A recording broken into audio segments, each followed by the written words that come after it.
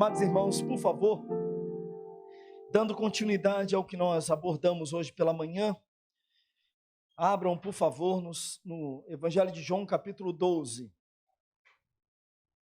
Pela manhã, eu falei aqui do que o nosso ponto é o que é que nós ofertamos a Deus, né, basicamente. E hoje eu quero falar sobre o retrato, ou os retratos da igreja.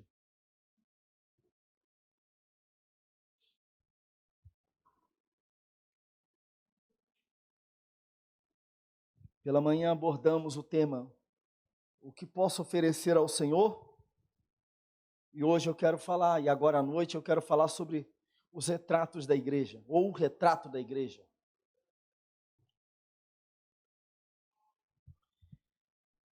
E que o Senhor tenha misericórdia de nós, amém? Recomendo a você, se você puder, assistir, ou pelo menos assistir a parte da mensagem amanhã mesmo. Eu creio que essa parte somente a mensagem estará veiculada lá no nosso canal no YouTube. Se você não esteve aqui pela manhã, eu recomendo você ouvir, né? O texto nos diz assim: 6 dias antes da Páscoa, Jesus foi para Betânia, onde estava Lázaro, a quem ele tinha ressuscitado dentre os mortos. Prepararam-lhe ali uma ceia. Marta servia, e Lázaro era um dos que estavam à mesa com Jesus. Então Maria, pegando um frasco de perfume de nardo puro, muito precioso, ungiu os pés de Jesus e os enxugou com seus cabelos. E toda a casa se encheu com o cheiro do perfume. Mas Judas Iscariotes, um dos seus discípulos, aquele que estava para trair Jesus, disse: por que este perfume não foi vendido por 300 denários e o valor não foi dado aos pobres?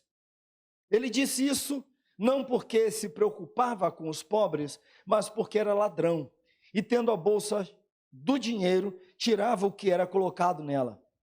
Mas Jesus disse: deixe-a, que ela guarde isto para o dia do meu sepultamento, porque os pobres estão sempre com vocês, mas a mim vocês nem sempre terão. Vamos orar. Pai, em nome de Cristo, nós neste momento nos voltamos para o Senhor mais uma vez, suplicando a Tua graça sobre nós. Mais uma vez, ó Deus, nos humilhamos diante do Senhor, confessamos que precisamos ouvir a Tua palavra, necessitamos da Tua palavra, que ela venha cair sobre os nossos corações, que a nossa vida seja inundada da Tua presença, e que os nossos ouvidos estejam atentos àquilo que o Senhor deseja falar a nós. Oramos assim, eu peço, tenha misericórdia da minha vida, para que eu seja instrumento em Tuas mãos, a fim de que os meus irmãos sejam edificados espiritualmente. Assim oramos, ó Pai, em o nome de Jesus. Amém. Amém. Os irmãos podem sentar, por favor.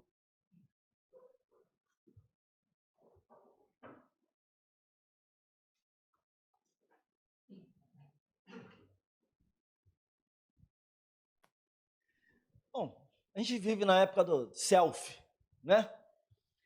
A gente anda pelas ruas, a gente sempre vê alguém com o celular na mão, fazendo selfie.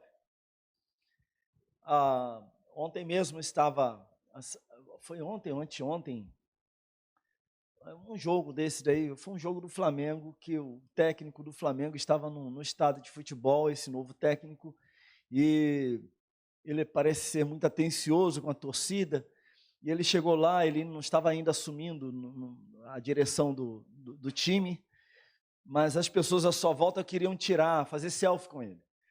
E ele muito prontamente foi colocando o rosto, sorrindo, não sei até que ponto isso é agradável. Eu, pelo menos, acho que eu me cansaria na terceira, né? Mas parece que ele ficou quase que o jogo inteirinho fazendo selfies com os torcedores, né? É a época a gente está nesse tempo de selfie. Você vai para uma festa, tem selfie. Você está num jantar maravilhoso, pessoal para de comer para fazer a selfie, tira foto do prato, manda para um monte de gente, né? E às vezes a foto é horrorosa, no outro dia mesmo, não posso falar isso, é da minha família, aí vai ficar esquisito, tem gente que vai ouvir, mas não vou falar, depois o negócio vai ficar feio, mas tudo bem. Mas de vez em quando no grupo lá da minha família mesmo, não da minha casa, tá? Minha esposa, minha filha, entendeu? Geral, família geral. Tem sempre um que manda lá uma foto de um macarrão, sabe? Que a pessoa tira, tá gostoso, mas a pessoa a imagem não condiz com o sabor, né? Não acontece disso? Tem certos pratos que são saborosos. Quem gosta aqui de jiló? Glória a Deus, quando eu for na casa de vocês, podem preparar jiló, que eu adoro. Mas a maioria não gosta, a maioria acha ruim, né? Não fala de jiló, não. Tem aquele miúdo do bode. Bucha, o bucho dele mesmo. Buchada de bode. Aquilo é uma delícia. Tem gente fazendo isso aqui, mas aquilo é gostoso. Mas se você olhar para aquilo, principalmente no momento do preparo, eu duvido que boa parte, eu acho que a maioria aqui jamais colocaria na boca. A dobradinha, quem come dobradinha aqui? Gente, o pessoal aqui é tudo guerreiro. Isso é muito bom. Mas a dobradinha é horrorosa, aquele negócio é fedorento. Tem que lavar muito. A impressão que eu tenho, que a dobradinha, você tem que fazer com a dobradinha o mesmo que você faz com um tapete que está lá do lado de fora, todo cheio de coisa assim, né? Para lavar, você tem que vir com um jato de água e ficar ali, não vai tirar todos os detalhes. Aquilo é sujo, você tem que lavar, né, na água quente, deixar aquele negócio para poder preparar. Mas se você olhar apenas para o aspecto, você não vai comer. Muito do que nós comemos, se olharmos para apenas o aspecto, nós não vamos comer. E a gente está nessa época de tirar foto de tudo. Só que as fotos nem sempre, meus irmãos, nem sempre condizem com a realidade. Nem toda foto que você tira, você coloca na sua rede social. Coloca? Coloca não. Tem foto que você olha e fala assim, eu não gostei disso. Não gostei do ângulo, não gostei, meu nariz está maior. Não está maior coisa nenhuma, é o teu nariz. Né? Meu cabelo não ficou muito bom. É o seu cabelo. Mas a gente acaba não gostando da foto. A foto acaba, geralmente a foto corresponde ao que nós somos. Que você pode sofrer algumas coisas com efeitos da luz, pode tirar algum brilho do seu rosto, né? Está faltando uma luz adequada, alguma coisa assim. Mas a verdade é que você às vezes olha a foto e fala assim, puxa vida, eu sou melhor do que isso aqui. Já tiveram essa impressão? Todo mundo. Esse texto, meus irmãos, serve para nós de um modelo para a gente entender o que é a igreja, ou o que pelo menos deveria ser a igreja. Nós vivemos numa época de despersonalização e de massificação da igreja. As igrejas são muito mais um ajuntamento, grande parte, um ajuntamento, do que propriamente uma comunidade de fé. Isso não é por, eu quero transformar a igreja nisso. Não.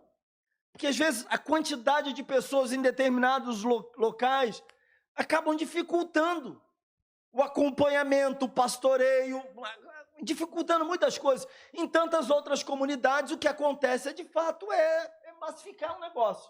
Quero fazer evento, quero lotar a igreja, quero fazer isso, quero fazer aquilo outro. E a igreja, às vezes, tem muito mais cara de uma casa de show do que propriamente de igreja. Que a questão toda é só celebração. Vamos celebrar, vamos pular, vamos fazer isso, vamos fazer aquilo outro. Evento tal, palestra tal, e isso aqui, vamos fazer isso aqui, tal coisa, e é movimento. Isso atrai o povo. Eventos atraem o povo. E eu não estou falando, meus irmãos, que termos eventos em igreja seja pecado. Não se trata disso. Mas a gente vive esse momento de despersonalização da igreja. As pessoas entram e saem sem falarem umas com as outras. Gastamos o tempo, entramos e saímos, cultuamos, apresentamos o nosso culto ao Senhor e vazamos.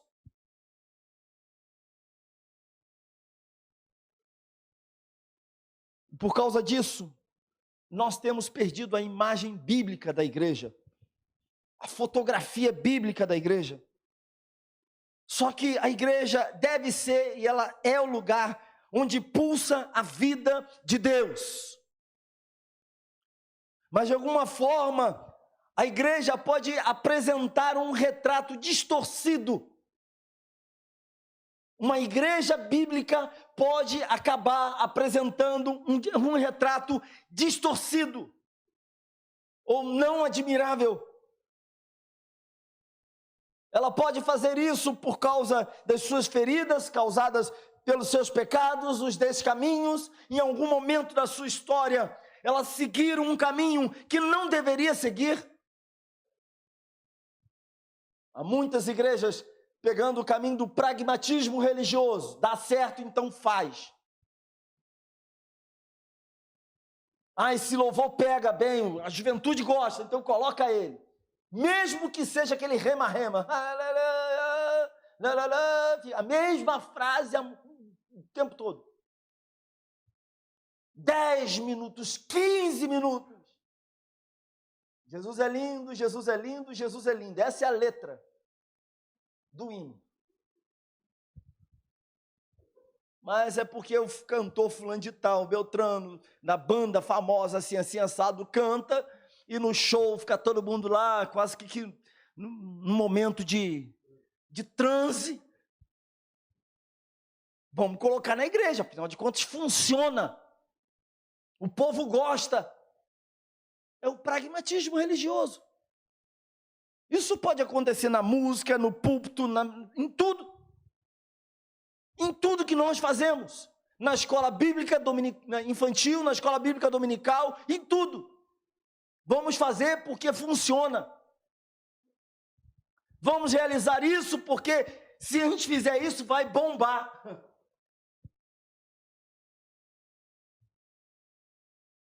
Qual é o retrato da igreja de Cristo Jesus?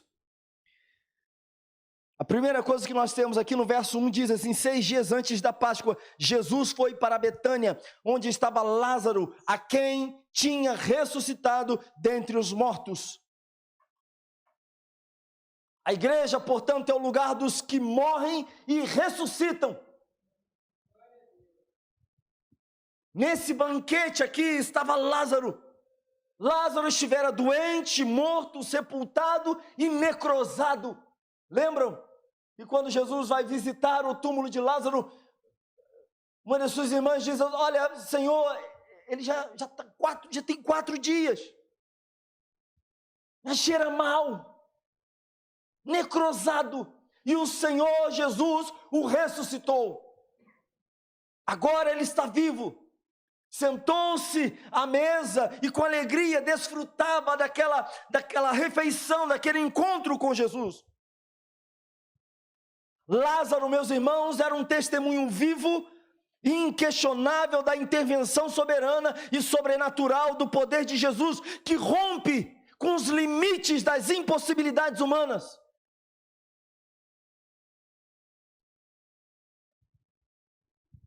Como o cego que fora curado por Jesus, que disse: eu era cego, agora vejo. Lázaro podia dizer abertamente: eu estava morto e agora estou vivo. Ele veio, a Bíblia diz, meus irmãos, a palavra de Deus é maravilhosa. A vida de Jesus é a proposta central da palavra de Deus, né? A vida. E a vida também é a proposta central do próprio Cristo. A Bíblia diz o seguinte, em João capítulo 1, verso 4, o evangelista João: a vida estava nele e a vida era a luz dos homens. João capítulo 10, verso 10, ele veio trazer vida, vida eterna, vida abundante. João capítulo 7, verso 38.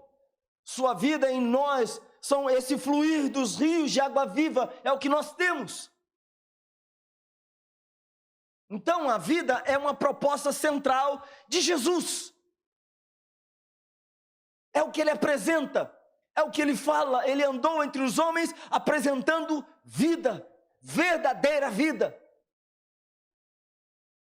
A ressurreição de Lázaro fala exatamente disso, da verdadeira vida. Alguém que estava morto, mas que naquele momento, após esse milagre de Cristo Jesus, voltou à vida.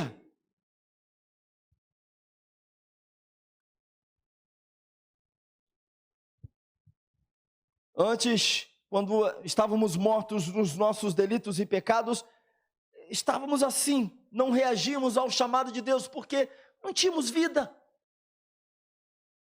Eu não sei quantos aqui já ouviram o Evangelho, ouviram o Evangelho muitas vezes antes de fato se converter. Eu creio que muitos de nós, a maioria de nós já tinha ouvido o Evangelho já algumas dezenas de vezes. Pessoas já haviam pregado o Evangelho para nós. E diante dessas pregações que fizeram, o nosso coração estava fechado. Hoje, lamentavelmente, a pregação do Evangelho diminuiu o seu ímpeto. É a grande realidade das igrejas. As pessoas pregam pouco. As pessoas chamam as outras para eventos, para atividades, mas pregam pouco. Venham conhecer meu pastor, venham conhecer a minha igreja, venham conhecer o louvor da minha igreja, venham para o encontro de casais da minha igreja, venha isso para a minha igreja, minha igreja, minha igreja, minha igreja. Mas a pergunta é, você fala que Jesus Cristo é o caminho, a verdade e a vida? Você diz que a pessoa está morta e que ela só terá vida com Cristo Jesus? Você fala que se a pessoa não se render diante de Cristo Jesus, não tiver o seu coração transformado, ela irá para o inferno? Há uma eternidade com Cristo e há sofrimento eterno para aqueles que não tiverem Cristo, porque esta é a mensagem: arrependei-vos, pois é chegado o reino dos céus. Mas o fato, meus irmãos, é que antes pessoas tinham falado inúmeras vezes ou muitas vezes conosco a respeito de Jesus, e em muitas dessas vezes, a maioria delas sequer demos atenção. Eu cresci num lar evangélico e na minha adolescência resolvi viver a minha vida, sair para fazer as coisas do meu próprio jeito. Saí da igreja porque na igreja onde eu frequentava não podia usar short ou bermuda. Era pecado. E meu pai foi disciplinado, foi afastado do hall de membros da igreja porque estava comigo na rua, jogando bola. Eu e ele, assim. Uma outra época, né?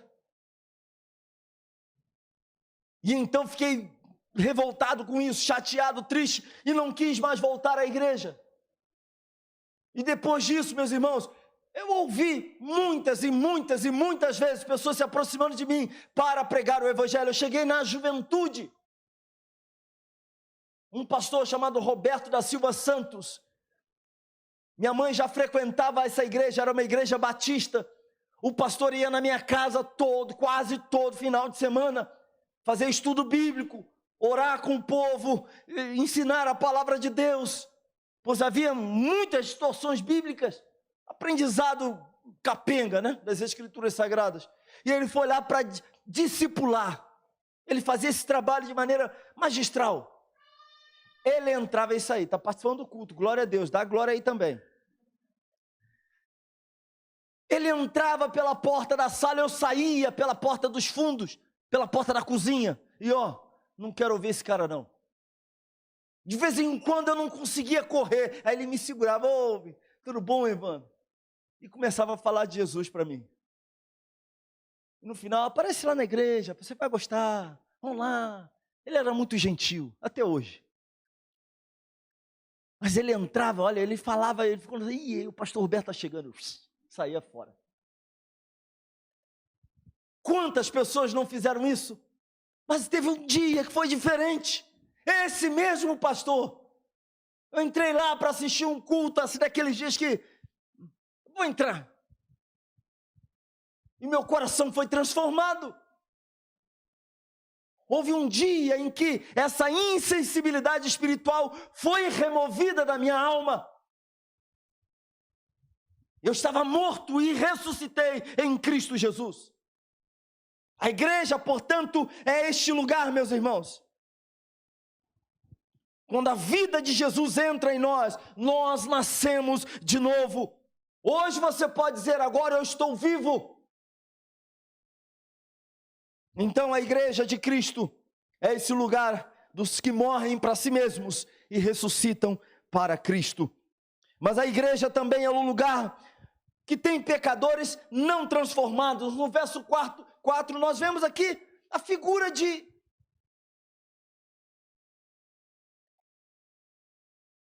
Judas que se mostra um comportamento terrível. O texto diz assim, mas Judas Iscariotes, um dos seus discípulos, aquele que estava para trair Jesus, disse, por que esse perfume não foi vendido por 300 denários e o valor não foi dado aos pobres? Ele disse isso não porque se preocupava com os pobres, mas porque era ladrão e tendo a bolsa do dinheiro tirava o que era colocado nela. Judas não era um crente de verdade, mas estava ali. A igreja, portanto, é um lugar onde também tem ali em seu meio pecadores não transformados. É muito triste saber disso, que existem pessoas na igreja que jamais foram transformadas, que não chegaram ao conhecimento verdadeiro de Cristo Jesus, que são religiosas, que aprenderam a religião, que se acostumaram com o ambiente religioso. É agradável você vir para o seu irmão e diz a paz do Senhor, você diz eu te amo no amor do Senhor Jesus Cristo, é muito agradável. É incomum alguém lá fora dizer que te ama, não é? É incomum. Mas na igreja nós falamos, meu irmão, eu te amo tanto. Judas talvez tivesse ali um excelente currículo, meus irmãos. Por quê? Ele era um judeu, discípulo de Jesus, podemos dizer, tesoureiro da Associação Missionária de Jesus Cristo, o Messias. Já imaginou? Vamos abrir uma associação missionária e vamos colocar Judas como tesoureiro. Judas era esse homem, andava com Jesus para um lado e para o outro, fazia suas refeições com o mestre, conhecia bem o mestre, mas ele era apenas um religioso.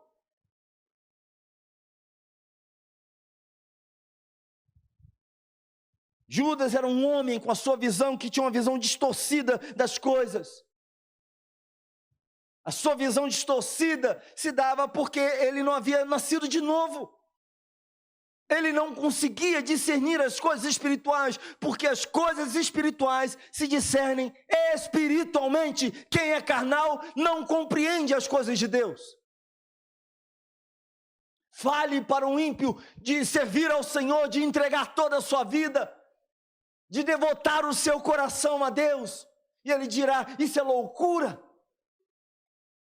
Converse com um filósofo desse ateu, ele vai dizer, eu não compreendo o que é isso. Ele pode até falar, eu acho até interessante.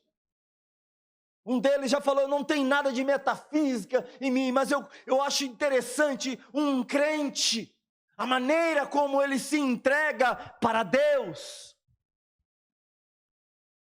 Na verdade, ele não compreende absolutamente nada. Por quê? Porque ele não pode compreender, ele não tem como discernir as coisas espirituais, porque ele não nasceu de novo.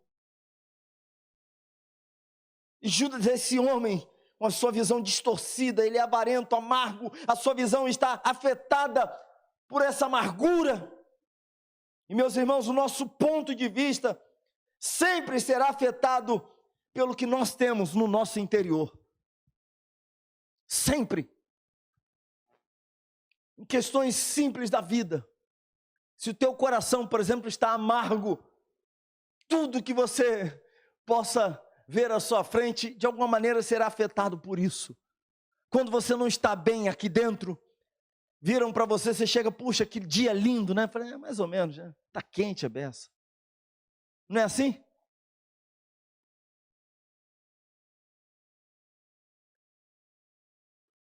As coisas mais belas, você vai sempre ter um ponto de, vai olhar para um lado negativo. É o seu interior.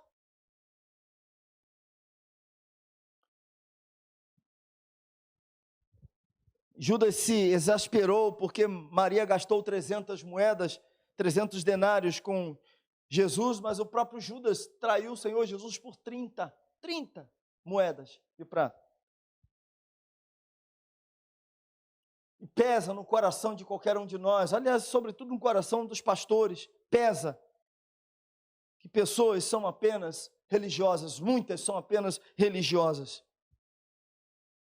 Estão na casa de Deus, cantam, participam às vezes até de certas coisas, mas ainda não nasceram de novo. São frequentadoras, mas não regeneradas. Há muita gente que ainda está dentro da igreja, que ainda nutre um desejo, tem saudade das coisas do Egito. Há muita gente que ainda busca os banquetes, não aonde Jesus está, mas os banquetes do mundo. Muita gente que está dentro da igreja e que precisa de salvação. Portanto, a igreja é também este lugar onde há muita gente, muitos pecadores não transformados, não regenerados. E esse é um aspecto dessa fotografia da igreja, e que nós não podemos ignorar, e muita gente fica frustrada com a igreja, justamente por isso, porque não reconhece esse aspecto da igreja. Mas a igreja também é um lugar de pessoas prontas para servir. Marta sempre foi coerente, nós vemos isso, em Lucas 10, 38 a 42, lá está Marta servindo. Marta estava sempre à procura de mostrar o seu amor através do trabalho de suas mãos. E a igreja, meus irmãos, é esse lugar em que, lugar daqueles que servem a Jesus e aos irmãos. É o lugar daqueles que são capazes de lavar os pés uns dos outros.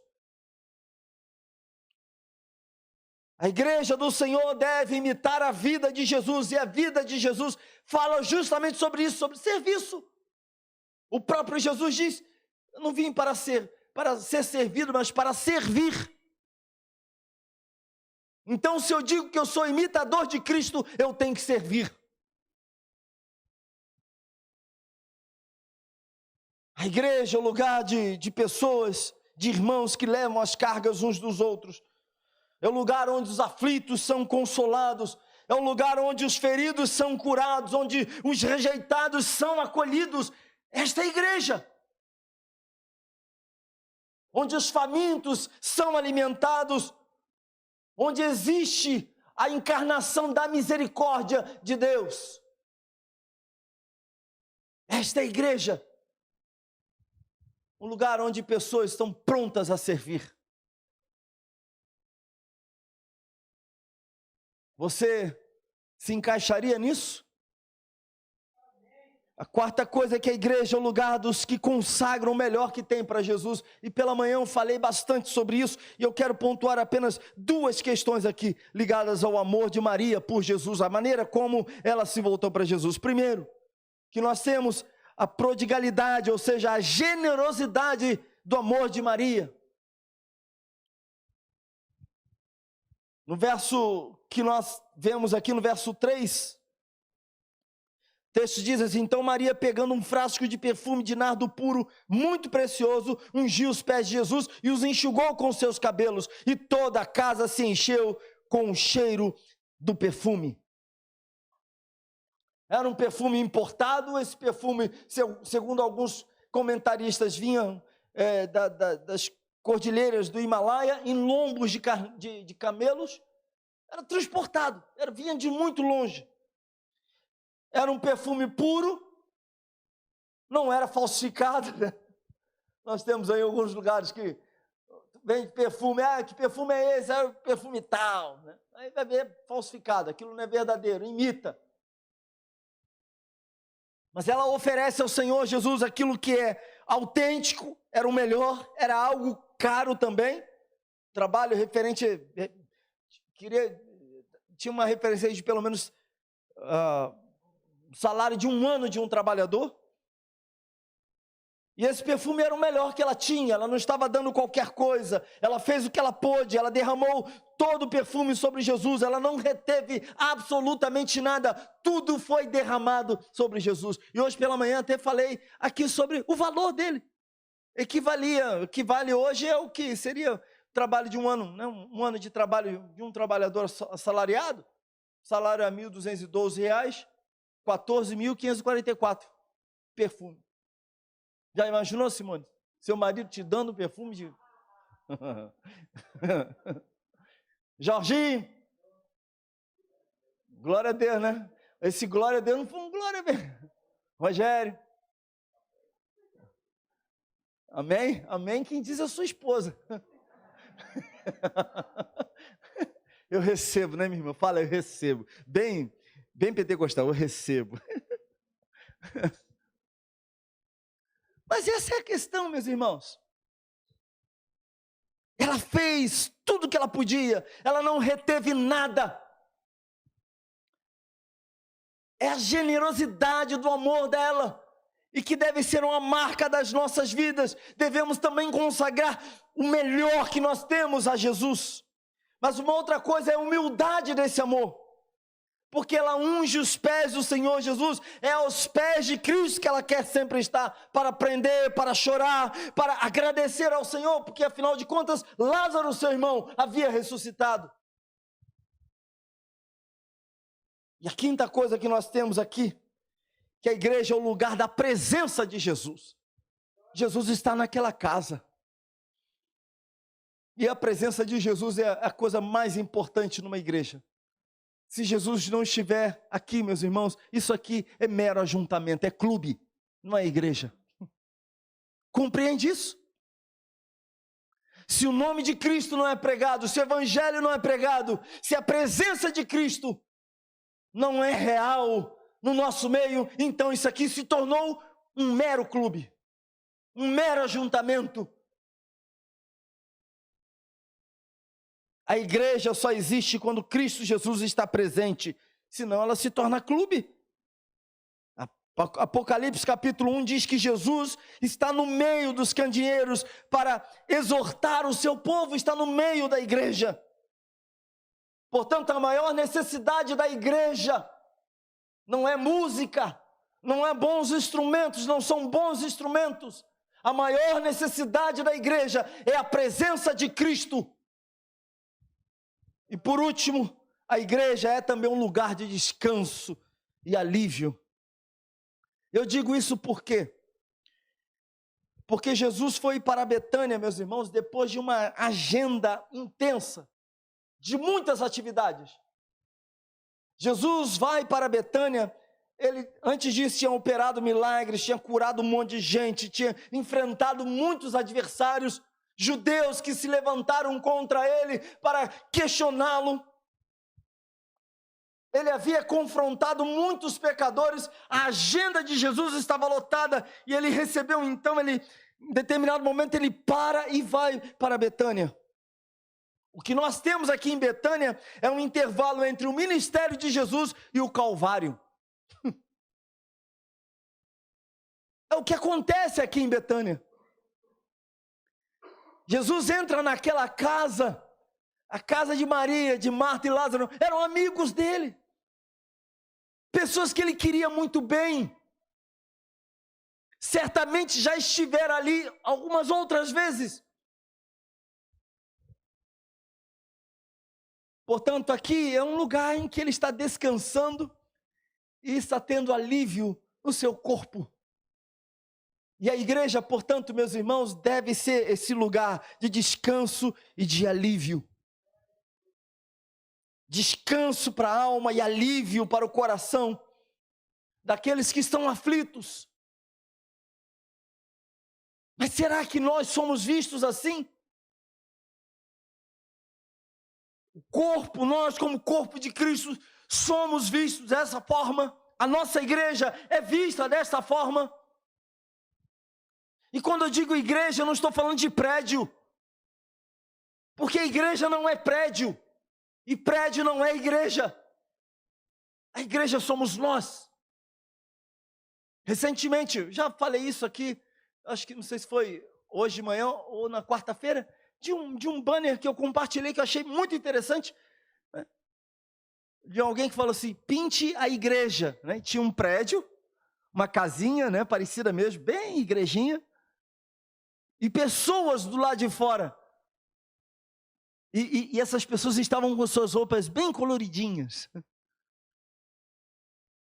e é verdade, porque a igreja somos nós, a igreja não é um prédio, somos nós.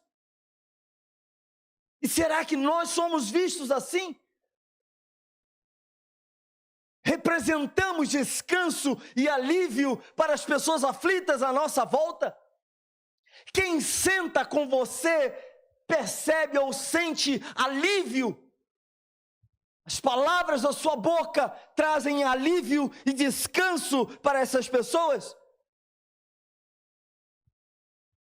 Ou representamos peso e angústia? A nossa presença representa o quê para as pessoas que estão angustiadas neste mundo? Que o Senhor tenha misericórdia de nós.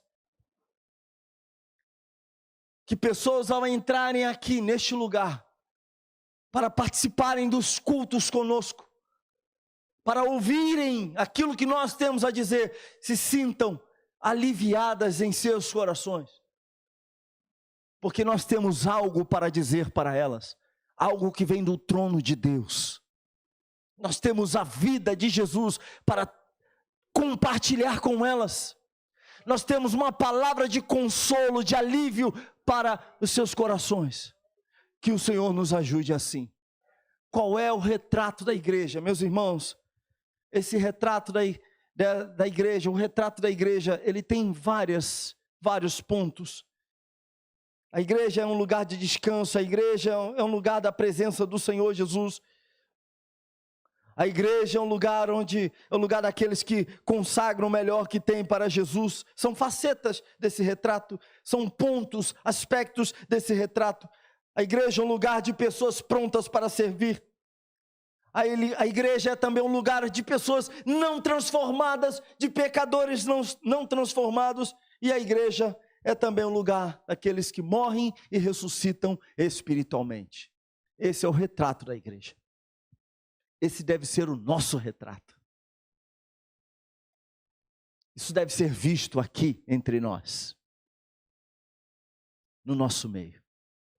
E é isso que nós precisamos apresentar para as pessoas lá fora. É esse retrato. Esta é a fotografia. Não necessariamente um lugar legal, não necessariamente um lugar muito animado, mas esta é a fotografia que nós temos que apresentar para o mundo. Pois essa é a fotografia bíblica. Que o Senhor tenha misericórdia de nós. Amém?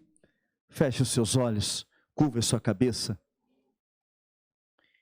e vamos orar neste momento.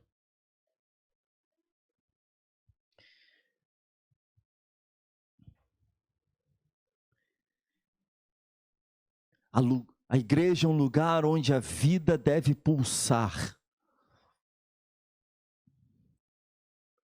Eu espero que no nosso meio as pessoas percebam esta vida pulsar. percebam a vida de Jesus, percebam a presença de Jesus,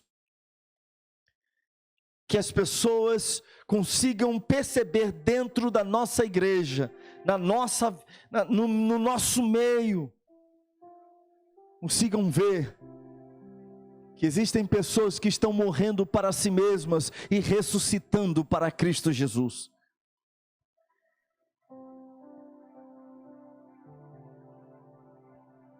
Que percebam que aqui dentro existem pessoas prontas para servir a Jesus, servir a Cristo e servir também a outras pessoas.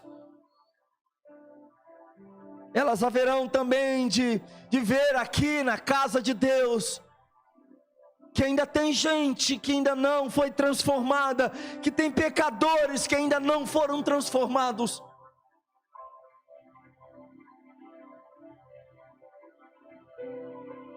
Que pessoas possam olhar aqui para dentro e perceber que este é um lugar onde pessoas consagram o seu melhor para Cristo. Que seja assim no nosso meio. Que esta seja a fotografia da nossa igreja, da nossa vida, da nossa comunidade de fé.